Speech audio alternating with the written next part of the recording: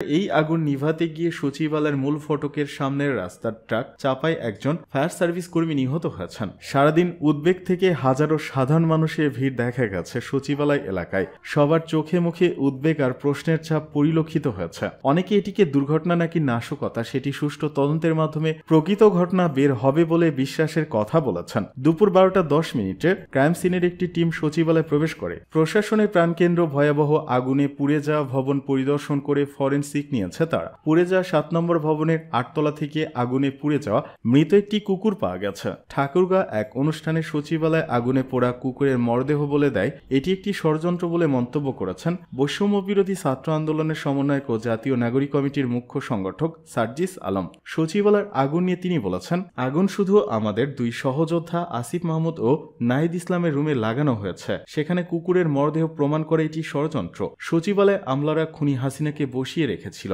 গণ অভ্যুত্থানের আগে কিছু আমলা নামক দাস ঢাকার বিভিন্ন জায়গায় স্লোগান দিয়েছে খুনি হাসিনার পক্ষে। তারা এখনো সচিবালয়ে চাকরি করে। তারা চাকরি করলে সচিবালয় কিভাবে নিরাপদ থাকবে? হয় সাদা নয়তো কালো। তাদের চেয়ারে বসিয়ে রাখলে তাদের দায়িত্ব সুষ্ঠুভাবে পাওয়া সম্ভব না। সে কারণে এখন অপকর্ম হচ্ছে, দলীয় এজেন্ডা বাস্তবায়ন হচ্ছে। এর আগে ঘটনাস্থল পরিদর্শন করেন যুব ক্রীড়া, ডাক, টেলিযোগাযোগ, গণপূর্ত, সমাজকল্যাণ, স্বরাষ্ট্র সহ বেশ কয়েকটি মন্ত্রণালয় উপদেষ্টারা। সচিবালয়ের অগ্নিকাণ্ড নিয়ে উদ্বেগ প্রকাশ করে ডক্টর ফয়জুল হক নামের একজন অনলাইন অ্যাক্টিভিস্ট বলেন, দেশে যত ষড়যন্ত্র চক্রান্তের পেছনে শেখ হাসিনার হাত রয়েছে। আমরা বারবার সরকারকে বলেছিলাম স্বৈরাচারের দোষরদের অপসারণ করুন, যত সেক্টরে আছে। এদের দিয়ে দেশ চালাতে পারবেন না, এদেরকে অপসারণ করুন। 16 বছর ধরে যারা নিয়োগ পেয়েছে তারা সবাই আওয়ামী লীগের এবং স্বৈরাচারের দোষর। এদেরকে অপসারণ না করলে প্রতিটি জায়গায় সবল মারবে। এমন ঘটনা অস্বাভাবিক নয়, এই ঘটনার সঙ্গে আওয়ামী লীগ জড়িত আছে। ডক্টর কাজী মনির নামের একজন বলেন, এই ঘটনাটি পরিকল্পিত, এতে কোনো সন্দেহ নেই, কারণ একসাথে 3 জায়গায় সার্কিট হওয়ার কথা নয়।